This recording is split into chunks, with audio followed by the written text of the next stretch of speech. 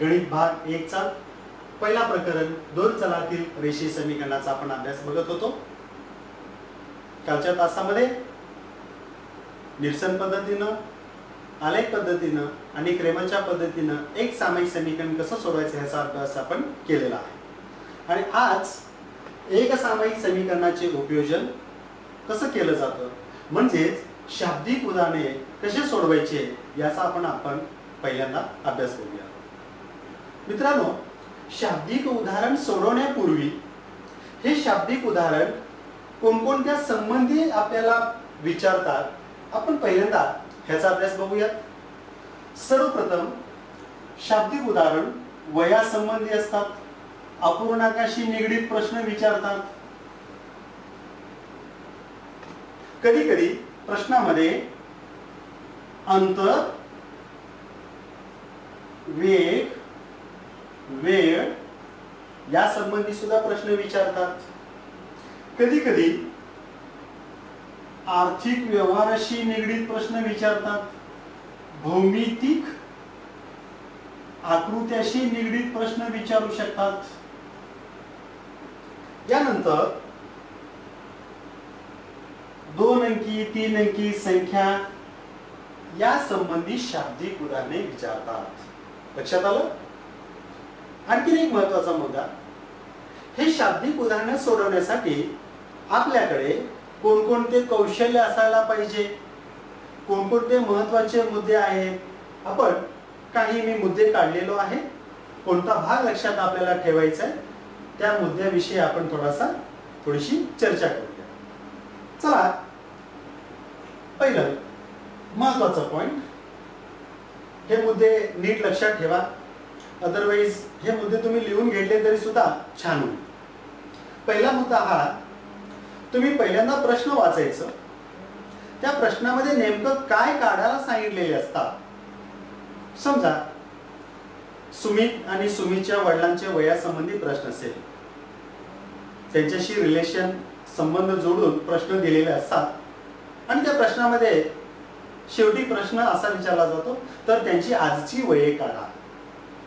म्हणून प्रश्नामध्ये नेमकं जे काढायला सांगतात ते आपण एक्स किंवा दुसरं चल मानायचं। म्हणून पहिला मुद्दा, प्रश्नात जे काढायला सांगतात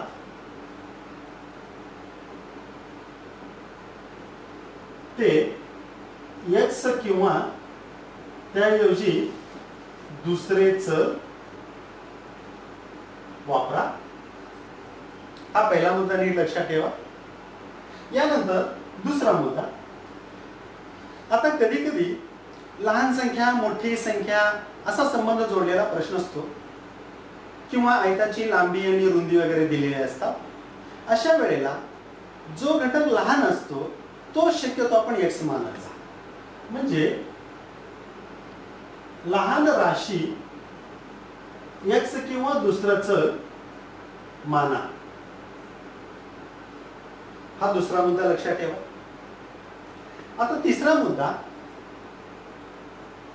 ज्या गणितामध्ये अंतर, वेग, वेळ असा संबंध आलेला असतो ना, अशा गणितामध्ये काय करायचं, अंतर बरोबर वेग गुणिले वेळ हा सूत्र वापरायचा। चला, या सूत्रावरून आणखीन आपल्याला दोन सूत्र बनवता येतात।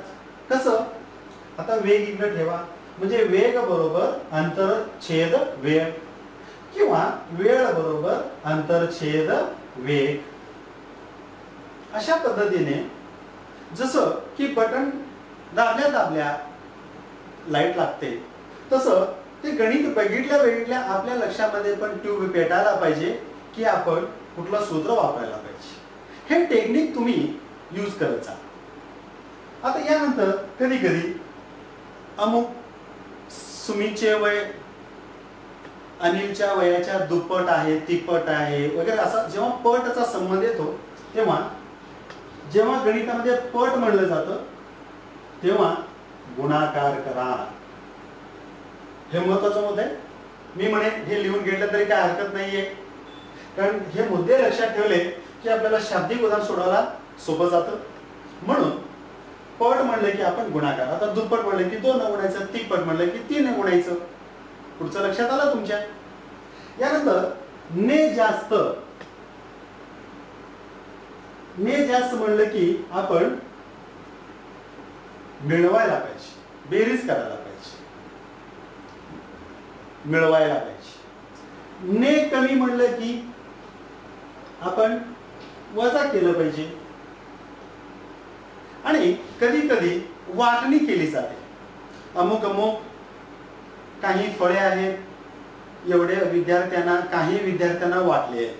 जेव्हा वाटणी होते तेव्हा आपण भागाकार करायला पाहिजे. म्हणजे कोणती क्रिया कधी करायची ह्याचं टेक्निक तुम्हाला मिळालं पाहिजे, म्हणजे जेणेकरून शाब्दिक उदाहरण सोडवायला सोपं जाईल मित्रांनो. बघा, पट म्हणलं गुणाकार, ने जास्त बेरीज, ने कमी म्हणलं की वजा केलं पाहिजे, वाटणी म्हणलं की भागाकार. कधी कधी वयासंबंधी प्रश्न असतात. असं म्हणलं होतं मी तुम्हाला वयासंबंधी. मग वयासंबंधी प्रश्न विचारताना त्यांनी काय म्हणतात, 5 वर्षापूर्वी. आता समजा माझं वय 42 आहे. 5 वर्षापूर्वी माझं वय काय होतं, म्हणजे आता सध्याच्या वयामधून 5 वर्ष आपण मागे घेतो, म्हणजे वजा करतो. म्हणून वर्षापूर्वी म्हणलं की आजच्या वयामधून वजा करायचं. आजच्या वयामधून आपण वजा करायला पाहिजे. आता या उलट वर्षानंतर म्हणलं तर माझं वय सध्या 42 आहे. मग 8 वर्षानंतर माझं वय काय असेल म्हणलं, आता आजच्या वयामध्ये 8 आपण मिळवायला पाहिजे. म्हणजे आजच्या वयामध्ये आपण बेरीज केलं पाहिजे, जेवढं म्हणतात तेवढं बेरीज. अशा काही छोट्या छोट्या गोष्टी असतात मुलांनो. आणि या गोष्टी आपण जर लक्षात ठेवले तर जेणेकरून आपल्याला शाब्दिक उदाहरण सोडवायला सोपं जातं. अजून एक मुद्दा मला सांगायचा आहे. हे 4 मुद्दे मला वाटतं तुम्ही लिहून घेतले तर फार छान होईल. यानंतर 5वा प्रश्न जो आहे हे 2 अंकी 3 अंकी संख्याशी निगडीत असतात. कधी कधी 4 अंकी संख्याचा पण प्रश्न येतो. मी फक्त तुमच्यासमोर 2 अंकी आणि 3 अंकी संख्या मांडतो, तुमच्या लक्षात येईल. त्यावरून तुम्ही 4 अंकी, 5 अंकी, 6 अंकी कोणत्याही अंकीची संख्या तुम्हाला गणिती रूपामध्ये मांडता येईल. आता फॉर एक्झाम्पल 2 अंकी संख्या आपण कसं मांड 2 अंकी संख्याचं गणिती रूप x आणि y च्या चलामध्ये मांडण्यापूर्वी आपण एक 2 अंकी संख्या उदाहरण घेऊ, म्हणजे तुम्हाला कळेल. समजा आता 46 आहे. आता हे 46चं विस्तारित रूप आपण कसं लिहितो मित्रांनो, 40 अधिक 6, बरोबर. आणि 6 हे एकक स्थानी आहे, 4 हे दशक स्थानी आहे. 46चा विस्तार आपण 40 अधिक 6 केले.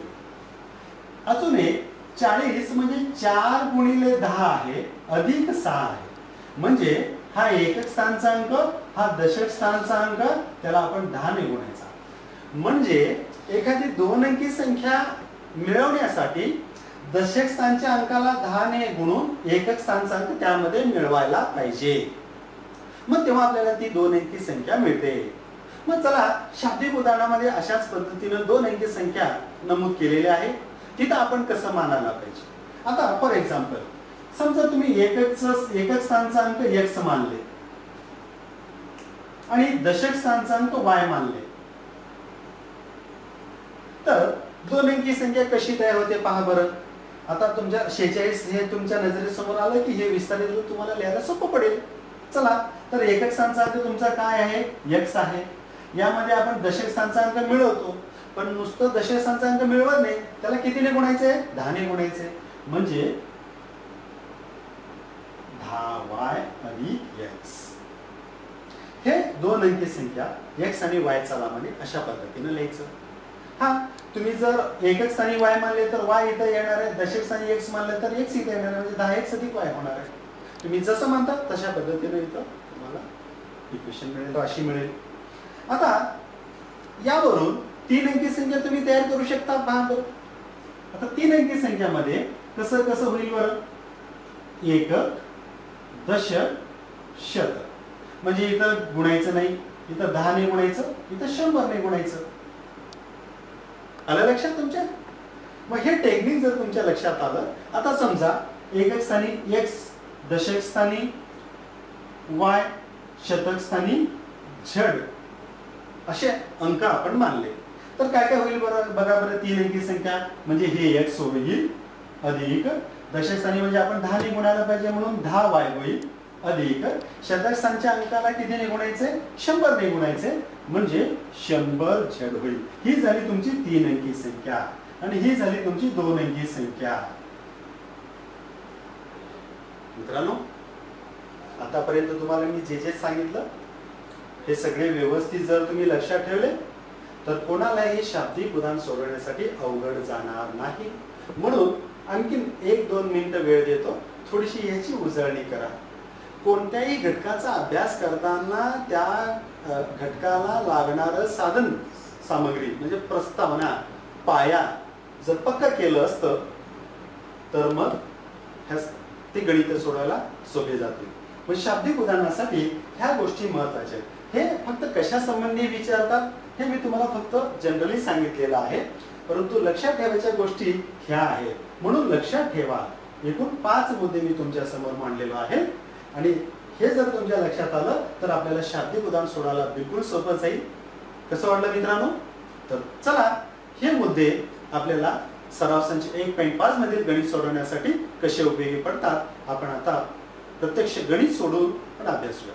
ठीक आहे, चला तर सराव संच 1.5 कडे जाऊया.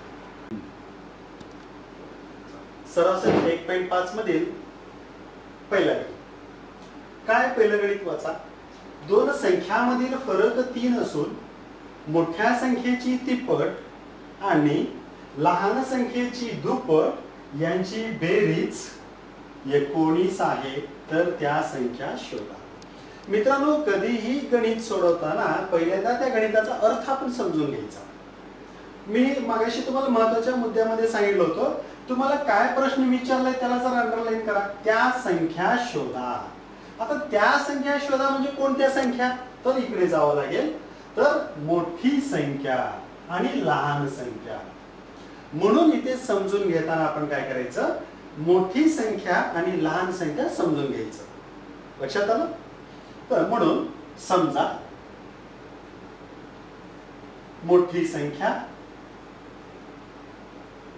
आणि प्रत्येक वेळेला आपण x आणि y समजायला पाहिजे असं काही नाहीये.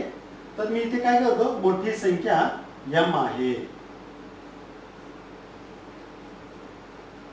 n आहे असं आपण गृहीत करू.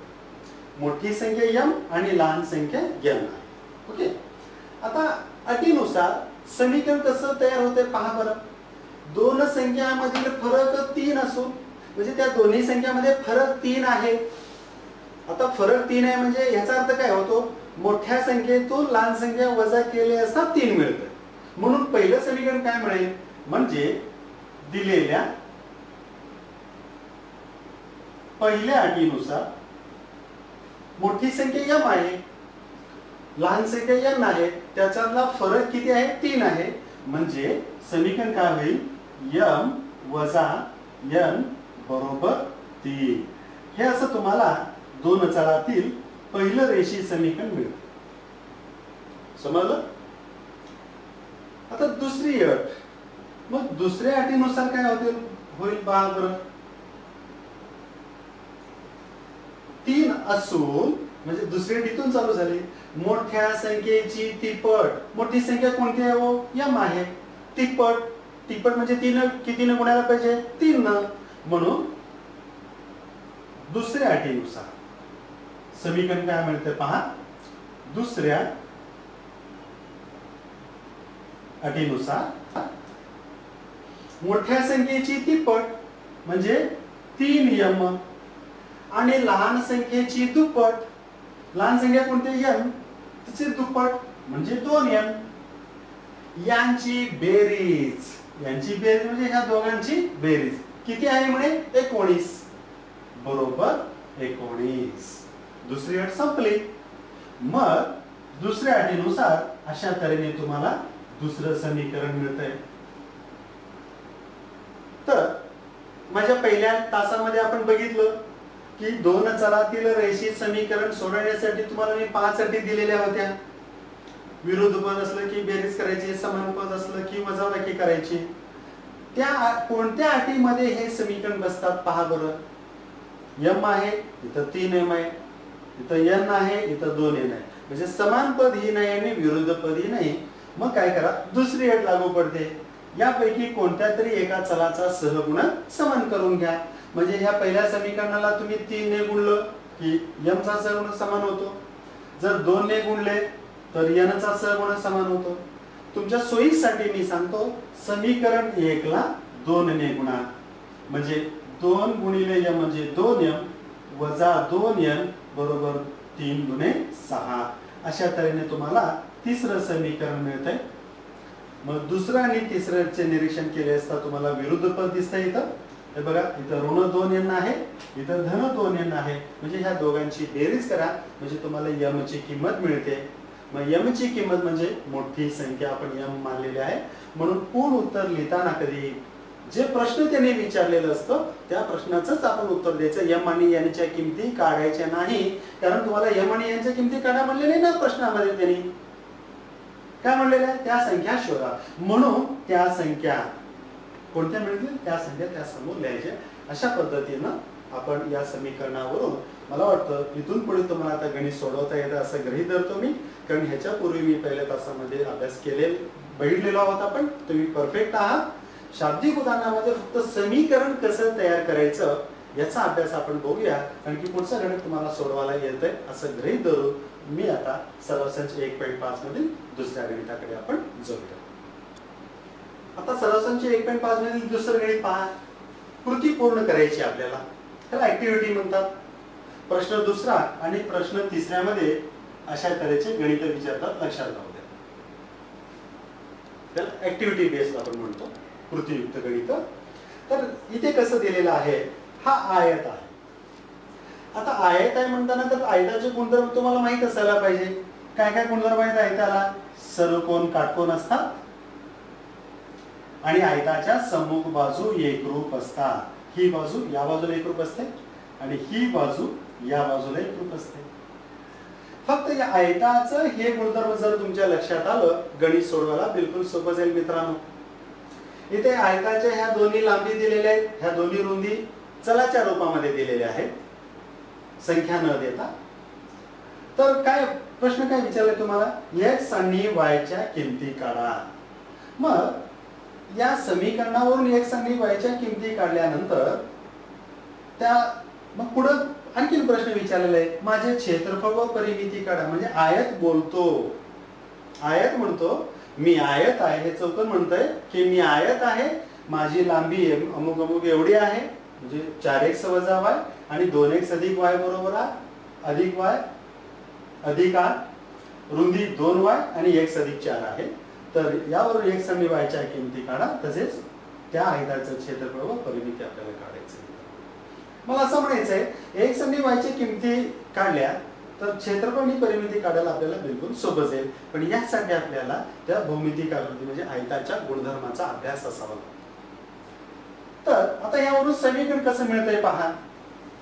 आयताच्या सम्मुख बाजू समान असतात,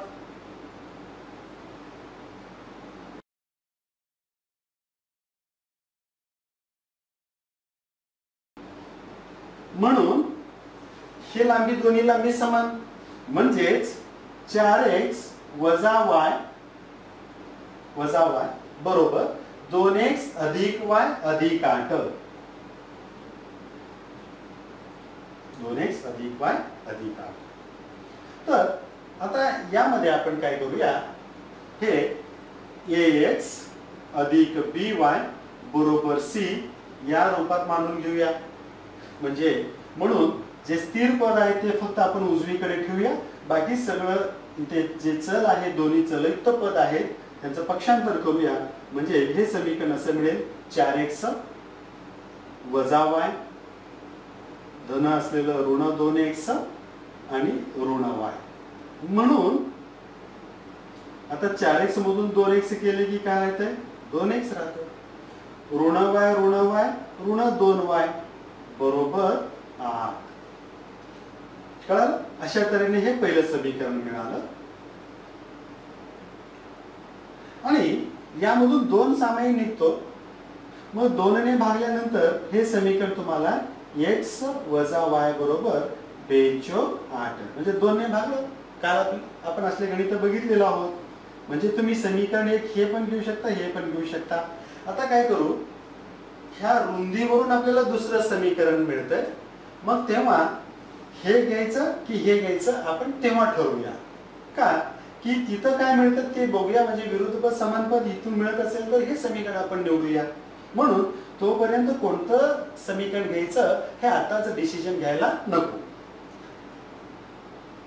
ही आयताची पहिली जोडी झाली ना, म्हणजे लांबीची जोडी घेतली. आता अजून दुसरी जोडी राहिली की मित्रांनो, मग हे घेऊया आपण. मग काय होईल, x अधिक 4 बरोबर 2y बरोबर. म्हणजे आता हे पण या रूपामध्ये मांडून घेऊया. म्हणजे काय होईल बरं आता हे, म्हणून x ऋण 2y बरोबर धन 4 असलेलं ऋण 4 होईल. हे मिळालं तुम्हाला दुसरं समीकरण. हा, मी मागाशी म्हणलं हे समीकरण मिळाल्यानंतर आपण ठरवूया हे घ्यायचं की हे घ्यायचं. चला तर मित्रांनो, तुम्ही ह्या दोन्हीपैकी कोणतेही घेऊ शकता. कारण की इथं ऋण 2y आहे, इथं पण ऋण 2y आहे. म्हणजे हे दोन्ही गेले की तुम्हाला समान पद मिळतंय. किंवा हे दोन्ही जर गेले की इथं पण समान पद मिळतंय, x आणि x. त्यामुळे तुम्ही हे घ्या, बेटर होईल. म्हणजे ह्या दोन्ही समीकरणामध्ये समान पद आहे. समान पद असेल तर आपण वजाबाकी करतो. मग अशा तऱ्हेने समीकरण 1 वजा 2 करा. कारण की हे 4 आणि इथं ऋण 4 म्हणजे ही संख्या मोठी आहे. म्हणजे ह्याच्यातून हे जर तुम्ही वजा केले तर तुम्हाला y चलाची किंमत मिळते. त्यावरून x ची किंमत काढा. ओके. आणि x आणि y च्या किमती काढता येतील तुम्हाला. यानंतर गणित इथं संपलेलं नाही हे पण लक्षात राहू द्या. पूर्ण गणित आपण व्यवस्थितपणे पाहायचं, काही गडबड करायची नाही पेपरमध्ये. x आणि y च्या किमती काढल्यानंतर अजून आपल्याला त्याचं क्षेत्रफळ व परिमिती काढायचं आहे. बस. आता क्षेत्रफळ काढण्यासाठी काय सूत्र आहे, लांबी गुणिले रुंदी. ही लांबी आणि ही रुंदी या दोन्ही संख्यांचा गुणाकार करा म्हणजे तुम्हाला आयताचं क्षेत्रफळ मिळेल. ओके. त्यानंतर आयताच्या परिमितीसाठी सर्व बाजूंची बेरीज, सर्व बाजूंची बेरीज. सर्व बाजूंची, हा आयत असल्या कारणाने आपल्याला 2 लांबी अधिक 2 रुंदी. लांबी म्हणजे l, रुंदी म्हणजे b. मग ह्याच्यामधून 2 साम्य काढलं की 2 कंसात l अधिक b ह्या सूत्राने आपल्याला त्या आयताची परिमिती मिळते. तुम्हाला जर काहीच कळालं नसेल तर सर्व बाजूंची बेरीज हे परिमितीसाठी सूत्र लक्षात ठेवा. जेवढे बाजू असतील त्या सर्व बाजूंची बेरीज केली असता आपल्याला परिमिती मिळते. म्हणून मित्रांनो, इथून पुढचं गणित आता तुम्हाला स्वयं अध्ययन करायचं आहे. तुम्ही इथून पुढचं गणित सोडून त्या आयताचं क्षेत्रफळ आणि परिमिती काढाल अशी अपेक्षा करतो. आणि यानंतर आपण तिसऱ्या गणिताचा अभ्यास करू. आता सर्वसाधारण 1.5 मधील तिसरं उदाहरण तुमच्या समोर आहे. काय बघा, उदाहरणामध्ये वडिलांच्या वयामध्ये मुलाच्या वयाची दुप्पट मिळवल्यास बेरीज 70 येते. वडील आणि मुलगा अशी 2 चित्र तुम्ही तुमच्या नजरेसमोर ठेवा किंवा स्वतःच उदाहरण घ्या. तुम्ही तुमचे वडील असं मानून घ्या. मग काय म्हणताय, वडिलाच्या वयामध्ये, तुमच्या वडिलाच्या वयामध्ये तुमच्या वयाची दुप्पट मिळवल्यास बेरीज 70 येते. आणि मुलाच्या वयामध्ये वडिलाच्या वयाची दुप्पट मिळवल्यास बेरीज 95 येते. कसं आहे बघा, गणित छान आहे ना. आता गणित थोडंसं बाजूला ठेवा. तुम्ही आहात, तुम्ही तुमच्या वडिलांची आठवण करा. तुमचे वडील तुमच्या बाजूला उभे आहेत असं कन्सिडर करा. मग गणित काय असेल, गणित वडिलांच्या वयामध्ये, बाजूला तुमचे वडील आहेत असं करा. तुमच्या वडिलांच्या वयामध्ये तुमच्या वयाचं दुप्पट म्हणजे तुमचं वय काही असो त्याला 2 ने गुणायचं. ते मिळवलं की 70 येते. आणि मुलाच्या वयामध्ये म्हणजे तुमच्या वयामध्ये वडिलांच्या वयाचं दुप्पट मिळवल्यास बेरीज 95 येते. तर दोघांची वये काढा. आपला पहिला महत्वाचा मुद्दा होता की जे काढा म्हणलेले आहे तेच आपण मानायचं. मग इथं कोण कोण आहेत, मग अशी मोठी संख्या लहान संख्या होती. आता इथं वडील आणि मुलगा आहे, मग आपण त्यांना मानायचं. मग काय म्हणायचं, समजा वडिलांचे आजचे वय x वर्षे आहे मित्रांनो, आणखीन एक महत्त्वाचा मुद्दा लक्षात ठेवा. आपण जेव्हा x, y, m, n, a, b वगैरे मानत असतो तेव्हा तिथे सुद्धा एकक लिहिणं अत्यावश्यक आहे. बरेचसे विद्यार्थी एकक लिहित नसतात चुकून, परंतु अपेक्षित आहे. मग आणि मुलाचे वय y वर्ष आहे असं आपण गृहीत धरूया. पहिल्या अटीनुसार समीकरण काय मिळतं बघूया आपण. काय काय बघा, वडिलाच्या वयामध्ये मुलाच्या वयाची दुप्पट. आता वडिलाचं वय आहे x, बरोबर, x. याच्यामध्ये मुलाच्या वयाचा दुप्पट, मुलाचं वय काय म्हणलं आपण, y वर्ष मानलेलं आहे, त्याचं दुप्पट म्हणजे 2y मिळवल्यास, म्हणजे दोघांची बेरीज केल्यास बेरीज किती येते, 70 येते. मग तुम्हाला पहिलं समीकरण अशा पद्धतीने मिळालं, याला समीकरण 1 म्हणूया. आता असंच दुसऱ्या अटीनुसार काय समीकरण मिळतंय पहा बरं. मला वाटतं पहिल्या अटीनुसार जे समीकरण आपण तयार केलं हे जर तुम्हाला कळालं असेल तर दुसऱ्या अटीनुसार मिळणारं समीकरण शिकवायची मला गरजच भासत नाहीये, कारण ह्याचा व्हाईस वर्सा आहे, उलट आहे. म्हणजे काय आहे बघा, मुलाच्या वयामध्ये वडिलाच्या वयाची दुप्पट मिळवल्यास, आता मुलाचं वय काय आहे, y आहे, बरोबर. या मुलाच्या वयामध्ये कोणाचं वयाचं दुप्पट मिळवायचं आहे, वडिलाचं. वडिलाचं वय x मानलं म्हणजे 2x मिळवायचं आहे. तेव्हा बेरीज किती येते मित्रांनो, 95. असं दुसरं समीकरण मिळालं. परंतु हे समीकरण थोडंसं सामान्य रूपामध्ये असं मांडूया. अगोदर x मांडण्याची पद्धत आहे, म्हणून हे समीकरण आपण 2x अधिक y बरोबर 95 अशा पद्धतीने मांडूया. मग हे समीकरण 2. अजून एक, आपण इथं चिन्ह बदलण्याची आवश्यकता नाही, कारण हे पद दोन्ही पद डाव्या बाजूला आहेत, तर आपण डाव्या बाजूलाच ठेवलेले आहे, फक्त त्याचा क्रम मागे पुढे केलेला आहे, त्यामुळे चिन्ह बदलण्याची इथे आवश्यकता नाही. मग पहा बरं, आता x 2x 2y y आहे. मग तुम्ही सहगुणक समान करून घेतले तरी सुद्धा चालेल, म्हणजे ह्याला 2 ने गुणा म्हणजे x चा सहगुणक समान होतो. मग असं गृहीत धरेल की आता इथून पुढचं गणित तुम्हाला सोडवायला येतं. मित्रांनो, कसं वाटलं शाब्दिक उदाहरण, तुम्हाला बनवता येते ना असं समीकरण. आणि आता तुमच्यामध्ये हे कौशल्य तर विकसित व्हायला पाहिजे, दिलेल्या उदाहरणावरून आपल्यालाही समीकरण बनवता यायला पाहिजे. आणि हेच आपल्याला इथं या सर्व संचामध्ये शिकायचं.